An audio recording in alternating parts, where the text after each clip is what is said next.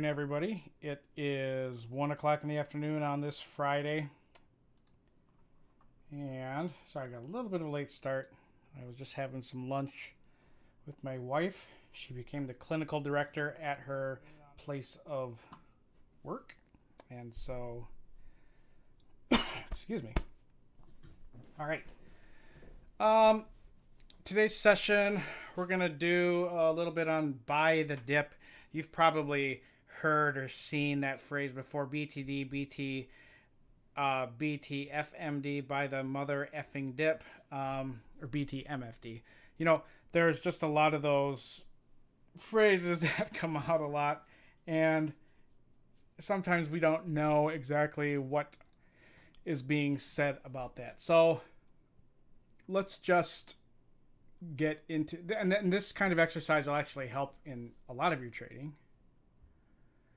If I can find it here we go. So Bitcoin, for example, if we look at an hourly chart, we see a pretty, nice rise in value from those new yearly lows that we got. Prices traveled up very nice. Then eventually, we do hit an area where prices are gonna stop, and then they fall down. Now, there's going to be a lot of bear traps being formed over the next couple months, and they need to be recognized, and we need to be aware of them, because there's a huge psychological component to this market, to any market really, but specifically to this one, where anybody who has been participating in this market for the last 12 months to 2 years, 12 to 24 months, it is one that has caused a lot of anxiety, a lot of pain, a lot of quick periods of hope, followed by long periods of pain and loss. And that is exactly the kind of mood a lot of people find themselves in, and there's nothing wrong with that. That's actually totally normal. You should just, be aware of it. And so what comes into play for the great majority of traders, and expert traders know this, funds know this, behavioral trading analysts who work for large entities, they are aware of this. So they will do things knowingly or unknowingly to get you into the mode where you are finally ready to change your mind from being hopeful that prices will rally to finally joining everybody else and being, oh my gosh, this thing's going to crash and it sucks. Right about that time is when things start to turn around.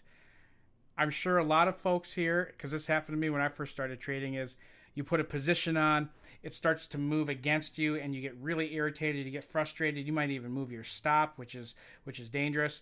And then eventually, it's just boom, it goes back the direction you wanted it to go in the first place. And then you end up trying to chase something. So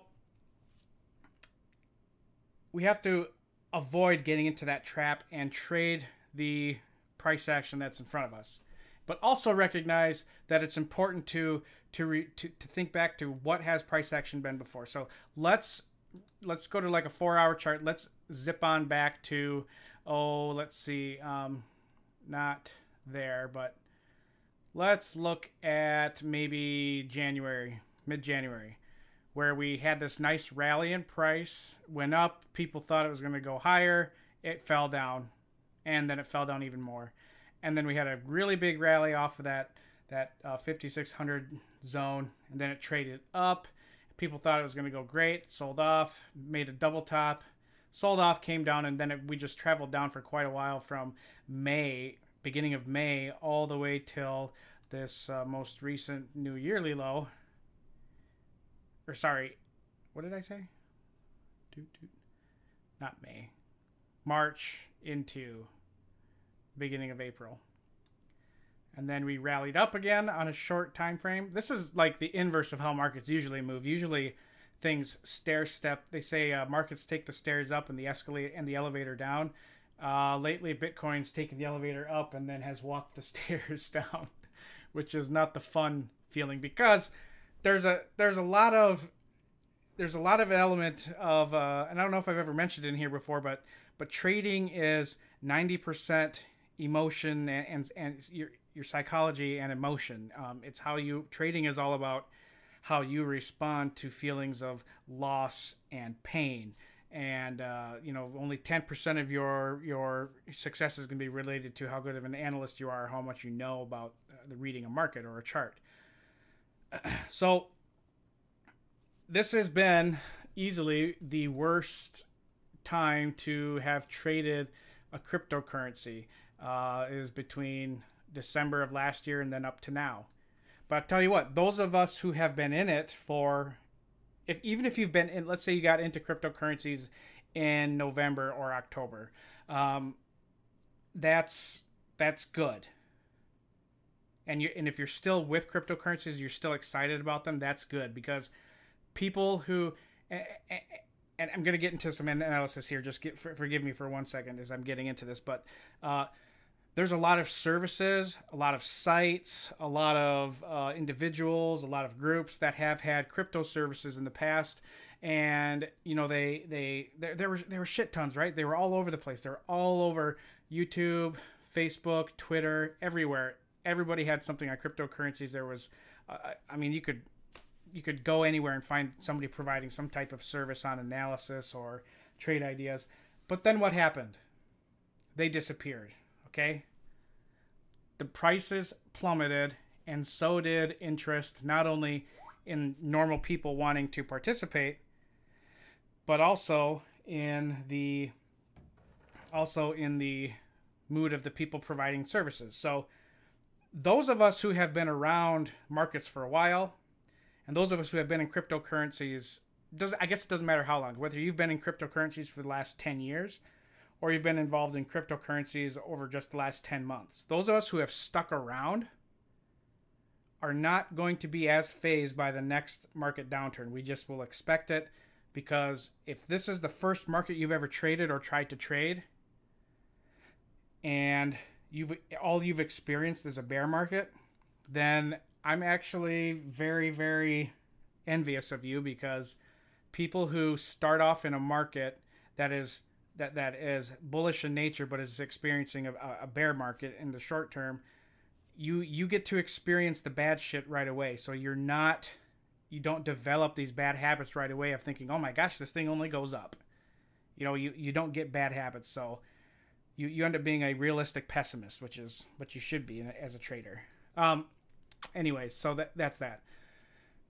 Saying that, how does that translate into the price action going forward?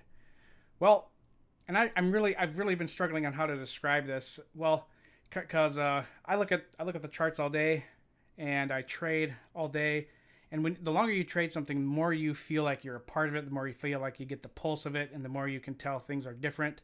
And one of the things that's different is the activity during some of these runs up and then some of these sell-offs. Just ever since this last swing high on the 24th, there's been kind of a different mood or sort, if you want to call it that. But bear traps and buying the dip, bear traps are frequent, they're common, they happen on every time frame. And one of the more typical forms of traps that occur during lulls in the marketplace, they happen during the weekends, the holidays, and quote-unquote off hours. They also occur at certain price levels where there are equally profitable long and short trade possibilities. And then what happens is during those moments is people wait for a clear direction, and if it doesn't happen, what do they do?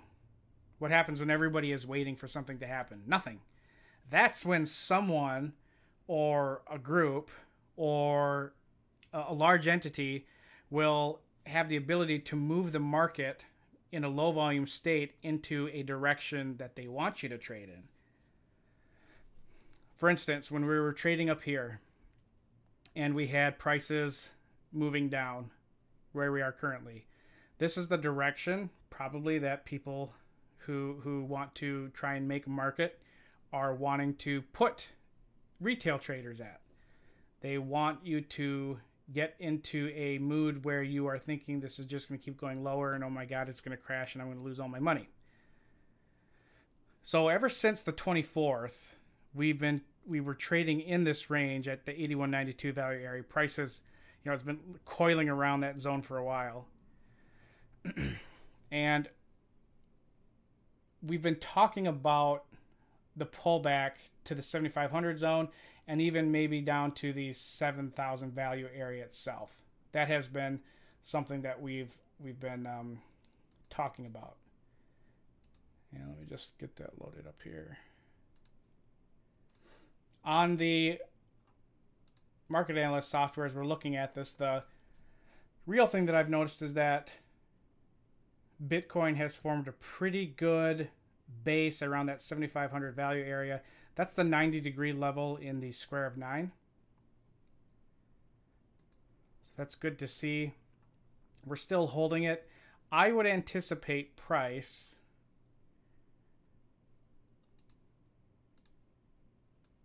continuing to maybe trade down lower still. We've traded up against this harmonic right now. This is a pretty good sell signal, actually, or short signal.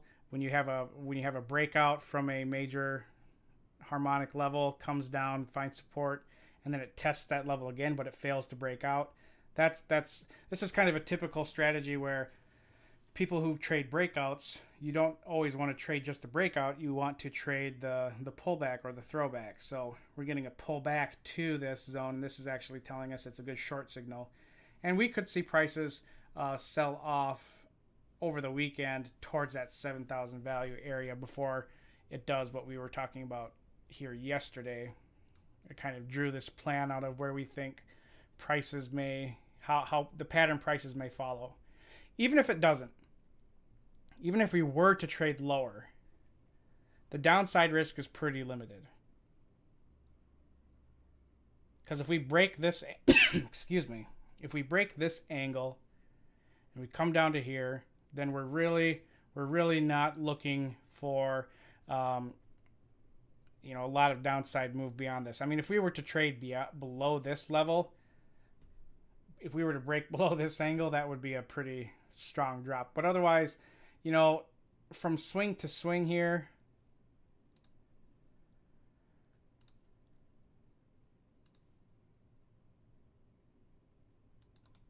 come on. I gotta reset these.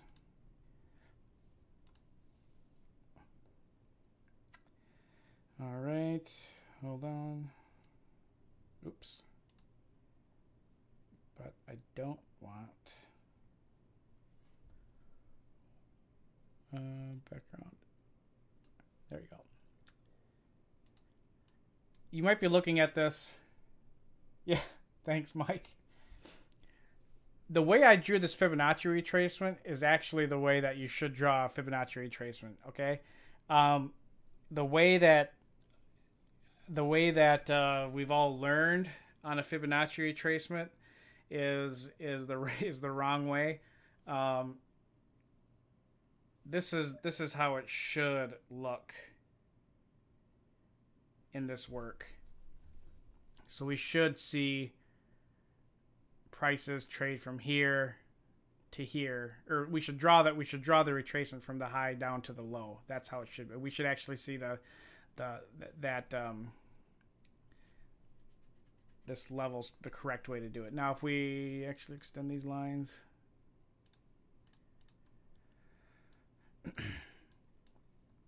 the 618 zones right around here, the 50% zones right, really right kind of in that same value area. So this is where we're looking at a support zone is further down here. If we do break up higher, great, but I think even if we move up higher, we're going to get stuck against this angle, so be careful of that. Ultimately, the next wave higher that we have to look for if we're going to get to it just by drifting around is not going to happen until the 22nd of August.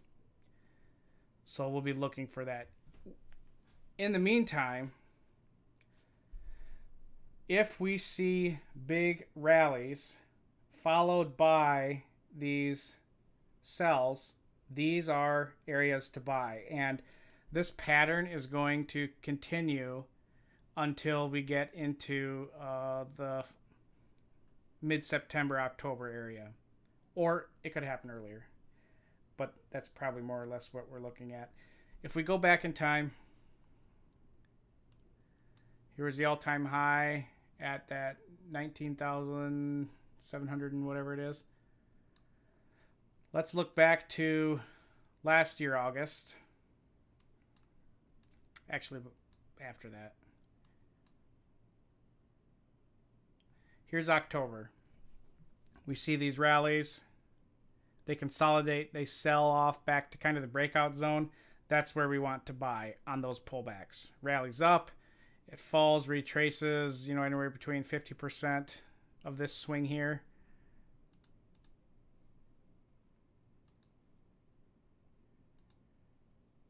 Actually, 618, whatever that is. If you really want an awesome level, 886 Fibonacci levels is like a crazy important level.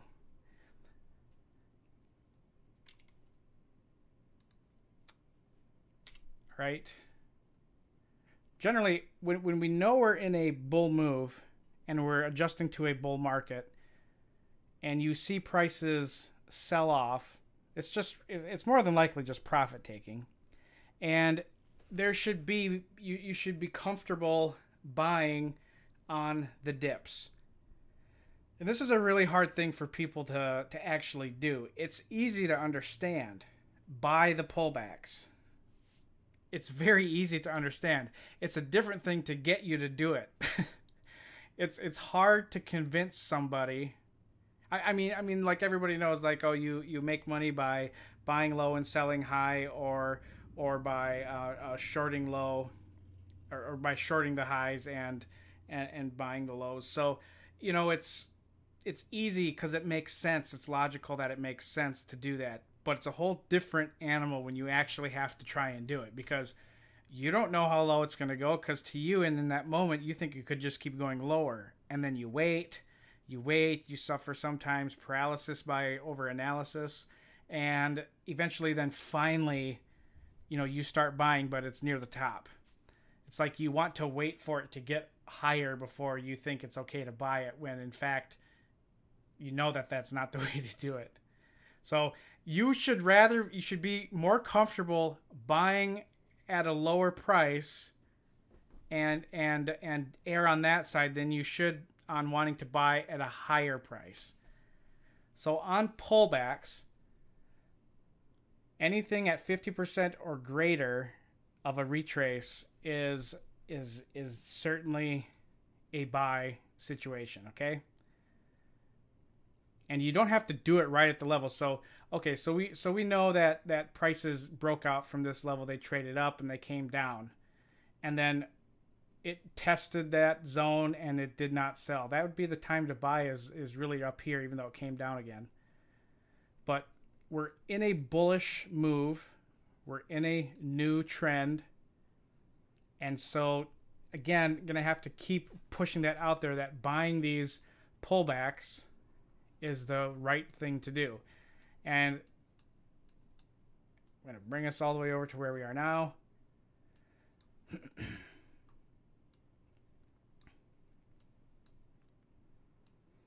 There is a large amount of supportive volume that has been stepping in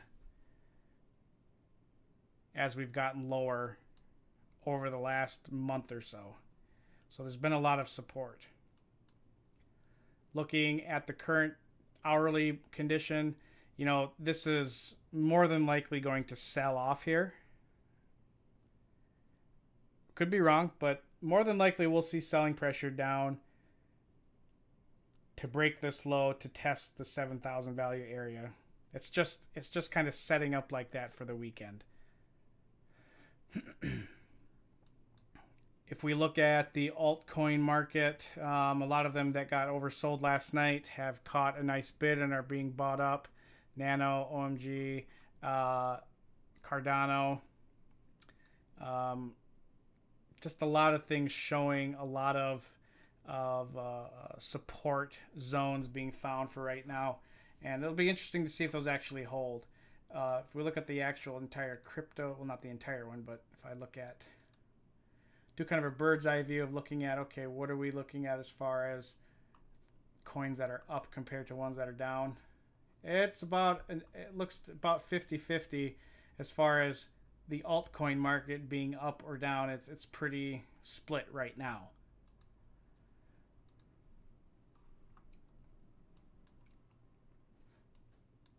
But these zones are pretty great buying areas. And I'm going to go over one coin right now that I really, really, really want to point out, and that is Nano. I don't know if I've mentioned that Nano is one of my favorite coins. It was known as Rayblocks.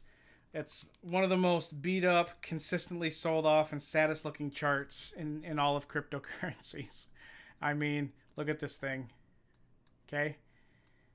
It has sold off even during rallies, and it has made continual low, like every 2 weeks is a new lower low in Nano. And for the life of me, I don't know why. Well, I have ideas, but I mean, for the life of me, for whatever reason, there is a huge push to keep this thing down. And I don't know if you're familiar with Nano, but it's a transaction coin. It's meant to be used for buying and selling. And it's fast. It's instant. It's like each account, like you create an account and it's like you have your own blockchain. Okay? It's pretty cool. They use proof of stake to verify the transaction, and then they use proof of work to nullify any spam or any of that kind of jazz. But Nano, it's crazy that this thing is not more out there, and I think it's probably for a good reason, and I'm not trying to get all conspiratorial, but this coin already is a big threat to a lot of the transaction coins out there. A lot of the other cryptocurrencies we know are going to move beyond just providing a source of transaction or a medium of trade. You know, there's utility coins, there's privacy coins and whatever, but for the most part, the broader interest is in something that you can transact. Like I could buy something from, or somebody could hire me to do some analyst work over in China, and if they want to pay me in Nano, that's cool, and then it happens just like that. I don't have to wait for money to show up in PayPal. I don't have to pay they don't have to pay a conversion for that. I don't have to pay a conversion for that. It just shows up in my wallet. Boom, I can convert it into Bitcoin or dollars. No big deal. And it happens instantly. It's pretty wild. So Nano is a big threat to existing cryptocurrencies.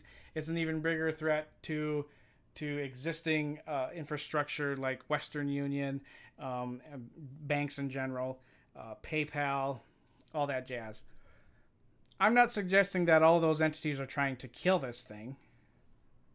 But what I am saying is that this has a huge amount of value attached to it. And I've been trading long enough that I know when I see some skullduggery going on with the volume, because thankfully volume is one of the things that cannot be manipulated. It can be manipulated, but not very well. I want to pull up Binance real quick on my other screen here, and I want to show you kind of what I was talking about. What I'm going to talk about is their order book or the trade history. I don't know if you use Binance. I have my favorite exchanges. I like any of the US exchanges, and that is, well, no, I don't like Poloniex. I think it's crappy. And I like Bittrex, but they need to get all those dollar pairs. I like Binance, and that's not based in the US, but Binance is trying to go fully decentralized. They seem to have the same, they seem to have their, I don't know what you want to call it, your morals or their ideals in the right place. So, hold on, I gotta put in my two-factor authentication. All right. Now I want to go to basic here, and so this is just the front. This is just the basic one of Binance. But on the order history for Nano, what I want to point out, Nano, where are you at? There you go. This trade history on Nano yesterday, I haven't seen something like this since the futures market or Forex on some low volume nights before. So there's some like big news or low volume weeks like we've had this week in Forex. But this, as price was approaching this zone right here, where we got that rejection, if you can see that on the screen, it says that 23.97. This screen here was like almost stuttering. Like I think it was almost crashing my browser. These were getting executed so fast, and it was very manipulative. If that's a word, it was very douchey what was going on. The order amount or the size of the order was 0.01, and it was just a flood of sells of that value, just an endless stream going off. So it was like stuttering, it was going so fast. And that's not the first time I've seen that happen, but it was the first time that I've actually watched it and seen how long it lasted. And it was just gobbling up every single attempt to push it higher, because there was clear heavy counter buying to try and put it up higher, but it got firmly rejected. When that stuff happens, my spidey sense tingles, and I want to get in on it, because the only reason that somebody wants to drive something down is because they want to get control of it. We see this happen in stocks a lot. If you trade equities, like small cap biotech is probably a good example of where this happens, where you have a few institutions owning the majority of the shares float, and they allow it to be shorted, and they short it against each other so that it, everybody who wants to come in and buy it, they can just keep it down until that small cap comes up with a phase 3 drug, and then all of a sudden that $1.21 small cap biotech is now like getting a buyout from one of the bigger biotechs, and it's going to go for $12 a share. So that kind of stuff happens in equities. It's not surprising that this would happen in cryptocurrencies as well. So Nano is something that I do pick up on a lot. I actually picked some up yesterday and the day before, and I'm fine holding on to it. And I don't think we have a lot more down area, because just looking at the market geometry and the structure here is that it's well below its lowest harmonic. So anything below the 26-21 value area is severely oversold. Additionally, we're seeing a lot of volume pump in here as prices have gone down further. Yeah, it's not natural trade. Michael, you actually said it better than I did. It was not natural. And what I mean by natural was that it was just normal Joe Blows like you and me trying to get a good price on something that we think may go up. That was clearly a seller's wall put up. Now, it's different when you see that happen on the Coinbase. I call them the majors. Anything that's on Coinbase I consider a major, except Bitcoin Cash. That thing can rot in hell. But Bitcoin, Ethereum, and Litecoin, if you go on GDAX or on any other, or Bitfinex, and you look at the order books there, you can see that there's huge buy walls and sell walls that show up by one person or a couple individuals or a single institution. Those are fine. Those are normal. I think the SEC is going to put a ban on some of that stuff, because there's obvious you cannot manipulate the order book. You cannot spoof the order book. That's illegal in regulated markets. It's even illegal in the mostly unregulated market of Forex. So that kind of stuff is going to definitely be illegal in cryptocurrencies, and I think for a lot of it has kind of stopped. But when you see that kind of stuff in Bitcoin, Litecoin, and Ethereum, that's, you would expect that, because those are huge traded pairs. It's really weird to see it in something like Nano. All right, like Nano has a shocking amount of volume all the time. All right, I mean there are not a lot of down, and for an altcoin, it's weird that it has a lot of volume. And then as an altcoin, it's weird that there's some shady price action that goes on and shady orders that go on. To me, again, that is something that I want to participate in. Okay? And at 0.000213, I don't have a lot of risk there. I don't have this is not a very risk heavy trade here. But do remember that, so like this is at a dollar 40 something in nano dollar, $1.60 is what it's worth. And but not very long ago, back in, oh yeah, what was that, March, it was worth $17. I would anticipate that this would go maybe not to $17 this year, but definitely more than $1. I could see it going up to 10. The Nano, there was one thing that happened in February, I think it was, that like BitGrail in Italy, there was something to do with that exchange, which was actually just run by one dude, and Nano got a lot of Nano was hacked, and like $17 million worth. So there was some issue with that, and there was some legal, I don't know if those legal things are still going or not, but it's not, I mean, I was reading into it, it doesn't seem like it was anything that was bad. It was just, yeah, it's not worried about it. But yeah, Nano is something that I am willing to put a good percentage in and letting it just sit and wait, because there is some shystery stuff going on in the background, and that's the kind of stuff I like to get into. All right. As far as the other ones, another, if I had to compare it to a major of any sort, I'd compare it to Litecoin. Litecoin's got a huge transactional component to it. Litecoin's pretty much a transaction-based coin. I believe, I don't know if it's still true or not, but I think, like money-wise, Litecoin still is the most used source transaction coin. There was an article not very long ago, maybe a couple months ago or a month ago, that $99 million worth of Litecoin was transferred across its blockchain for 2 cents. Let me find the article.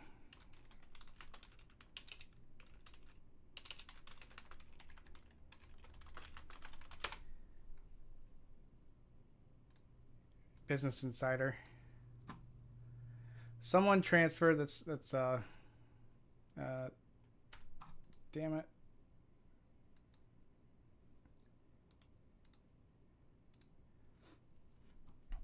$99 million transaction with Litecoin and the lightest fee. So $99 million transfer. They posted it on Reddit.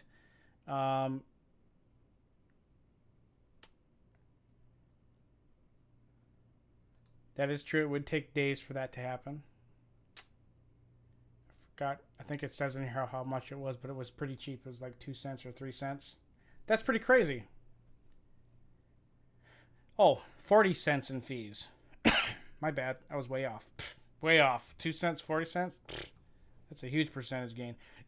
$99 million transaction that took only 40 cents in fees. That's big. That's big. That's a big deal.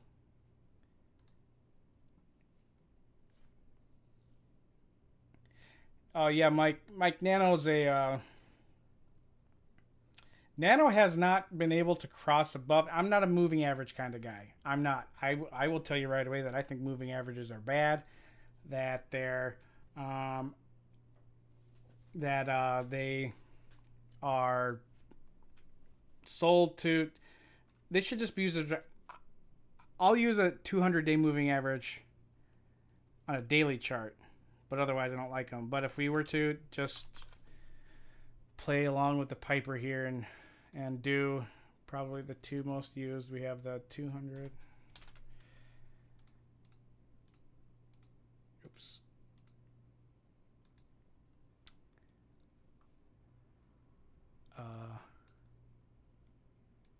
Is there not a 200? And the, was this the 50? Which one's close to it? Is it the 20? Yeah. 20 period moving average on the daily. I mean, we have not ever been able to sustain above it in Nano. So as it starts to flatline and make these new lows, it gets a lot easier for Nano to. Which crypto is closest to a real world usage? Bitcoin. I mean, really, it's the only major one that is accepted by any major retailers like Overstock.com and Overstock.com, and I'm trying to think of some others, but oops. There's people who accept payment for it. I make probably 40% of my income from accepting cryptocurrencies as payments for the work I do. So I'll take Bitcoin as a form of payment. Real world usage. Okay, out of the majors, I think Litecoin was probably the closest, because if Litecoin, they almost had their own like debit card where you could just use it like any other debit card, and the transaction would happen immediately. I could go to Subway and pay $8 for a sub meal or whatever, and swipe my Visa that had Litecoin on it, and the conversion, whatever the at point of sale conversion rate for the dollar to Litecoin was, that's what would be taken out. And then, of course, Visa recognizing. Visa, MasterCard late to the party. These are big overblown companies. They just, not only do they stop innovating, but they can't keep up. But yeah, they recognize the threat that blockchain technology and then cryptocurrencies represent to their business model. So Visa was probably like, no, this is evil. No, we're not going to let you do that. So Litecoin did not get to do that. But BitPay, I think, has a real world, is very close to having the real world adoption. They really just, they got to advertise this. Like, you got to suck it up, get their investors on board, and BitPay is pretty fascinating. I like BitPay. Yup, it is a payments. Sell to anyone, anywhere. The card, they have a card with Visa. I think this is, I don't know, I don't remember how they got the cool thing to do with this, but yeah, it's pretty awesome. Like, oh man, I had this, there was this dude who I've been avoiding because he keeps coming over all the time, but he works for one of the other cable companies in town and always trying to get me to change services, which I don't want to because they don't offer gigabit internet, and I have gigabit internet with the provider that I have, so I'm not interested in changing. But anyways, he was asking me, he knows what I do, and we were just kind of shooting the shit, and I told him about BitPay, and he was just fascinated with it. Like, he'd never heard of it. Not a lot of people have heard of it, but yeah. Oh yeah, definitely. Yeah, Michael, you're dead on. BitPay is something that normal people could wrap their head around and understand very easily. Like, gosh, this is going to catch on so fast, and I think especially with the growth of people doing a lot of freelance work and people just, I mean, working online more and more all the time. And you do like some contract work. I mean, getting paid through cryptocurrencies is stupidly fast. I mean, I don't know if any of you have ever done work through something like freelancer.com or upwork.com. I do that quite a bit. And it takes a while to get paid. I mean, just the process, like the person who hires you, they fund it, it goes into that account, but you don't get paid right away when the work's done. You got to wait. Like you get charged a fee for it, and then you send it to PayPal, they get a little bit of a fee, and then you transfer it to your bank finally. Hell, there's a site that I write for every week. I get paid weekly in Ethereum, and it's just right there. I don't have to wait for it to transfer. Boom, it's like right there. It's easy. Yeah, Upwork's. Oh, I love Upwork.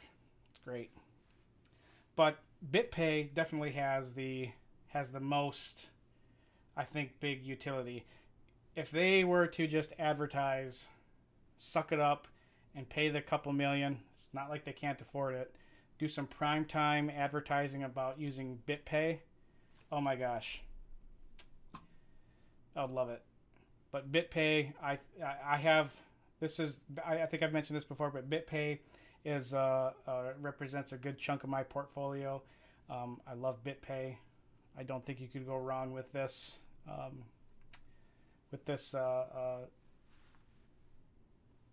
Crypto. I mean, it's you're buying the crypto, but really it's like you're investing in the company. So,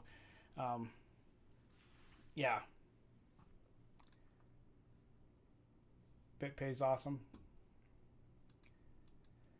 Going back to the technicals here on Nano, the volume increase in Nano's great. I really like the long trade in Nano today based on the 50% level it is in its square. So this is a square of 144. That's how tiny the square is on this chart. And so, it's right above the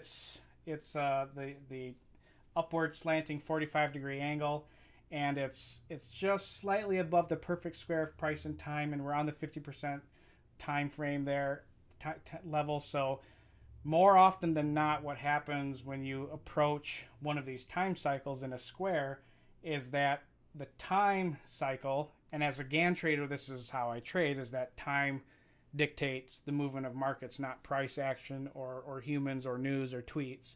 So I take a long based solely on the time cycle, regardless of whatever else is on the screen. I like to see supportive conditions in other oscillators and other analysis, but for something that is happening on a broad time frame, like within a square like this, then I just take the trade because I'm going to hold on to it for a while. And depending where the price action is, when it gets to the end of the square, I'll probably sell it and take profit. Or if there's a shortable market, I might take profit and then short it, like you would do in Forex. So next week I'm going to do maybe a day or two on shorting the cryptocurrency market and why you should do it, because I think if you are not participating in shorting, you're leaving yourself vulnerable to half of the price action. And I don't mean that you should short whenever there's an opportunity. What I do mean is that during the upcoming fall time period, when we're getting into the fall and the winter, that's the time to open up like a Kraken account and be ready to shift some funds over there, because when we get to those new highs, we're definitely going to want to be exiting the market and taking profit, and then start entering into some short trades. And I tell you what, there is more money to be made on the short side of things in a short amount of time than there is in taking a long trade. You make a crap ton more money on shorting. I'd love to short. And don't hate it when people say they want to short cryptocurrencies, because there's nothing wrong with that. Shorting is the only way that you can, besides just selling what you already have, but shorting provides integrity and honesty in a market. Okay? If something is really overbought and people come in to short it, you're going to know whether that value that has gone up so much, that is, quote, overbought, if there's enough conviction by enough people to support that price being that high, then they'll come in and reinforce that conviction by buying it more, by buying more of it, and then causing a short rally.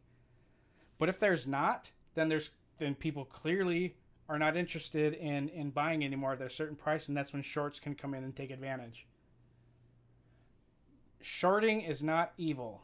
It is a necessary component to any market. And you should short.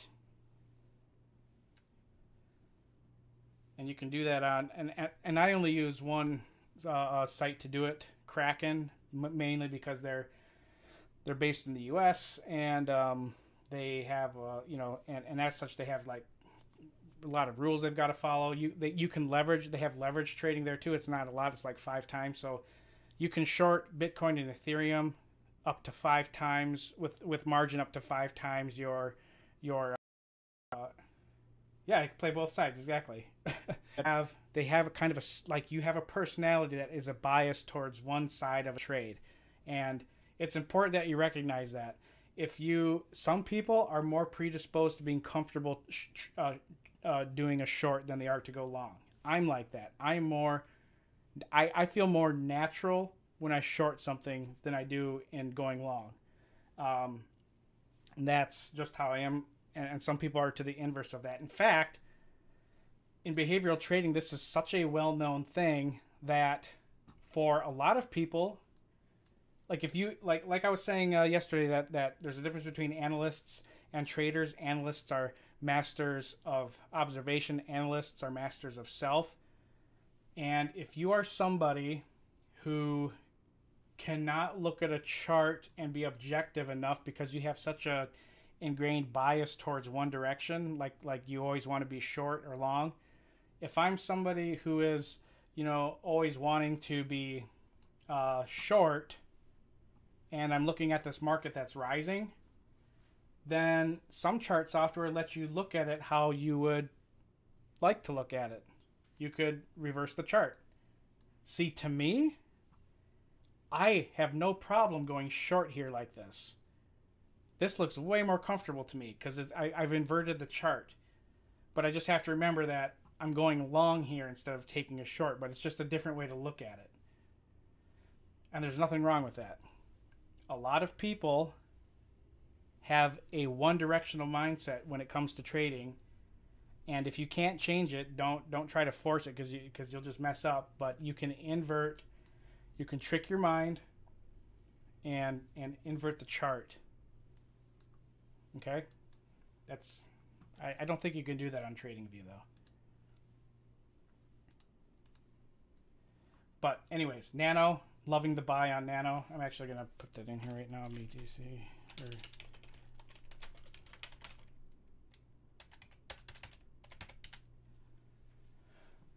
or lower, whatever it goes to. And then let's see, there was another, I think Steam, was it?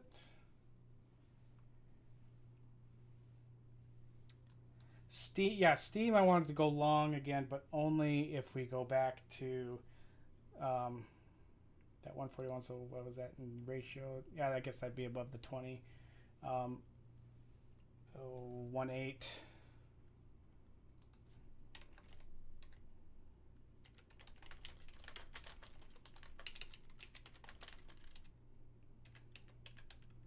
Oops. Well, what am I doing?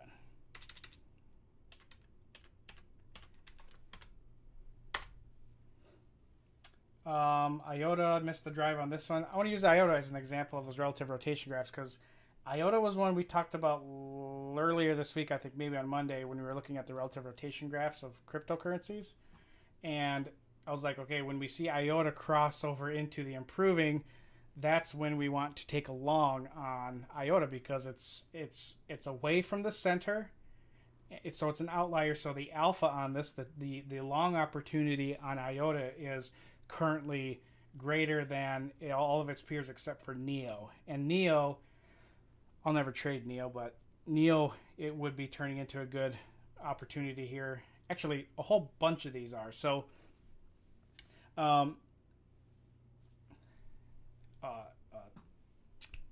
Ethereum Classic is a good buy. Ripple is a shit coin, but it is showing to be a good buy. Litecoin is pointing to be a good buy.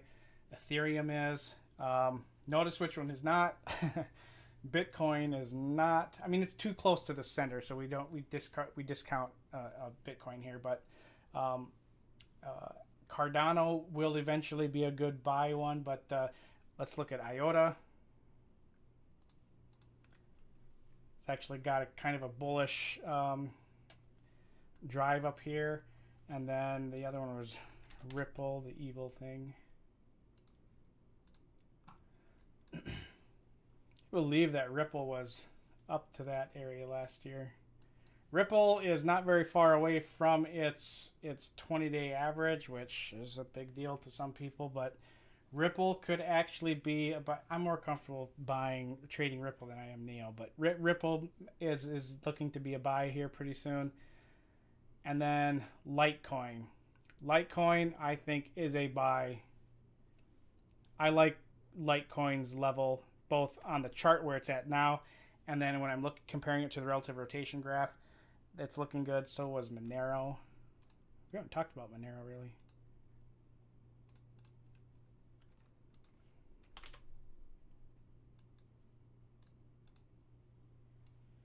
Oh wow, that's actually yeah, when I'm done with here, I'm gonna pick up some Monero. That's a beautiful candlestick and sexy volume. Holy cow. Yeah, get on that.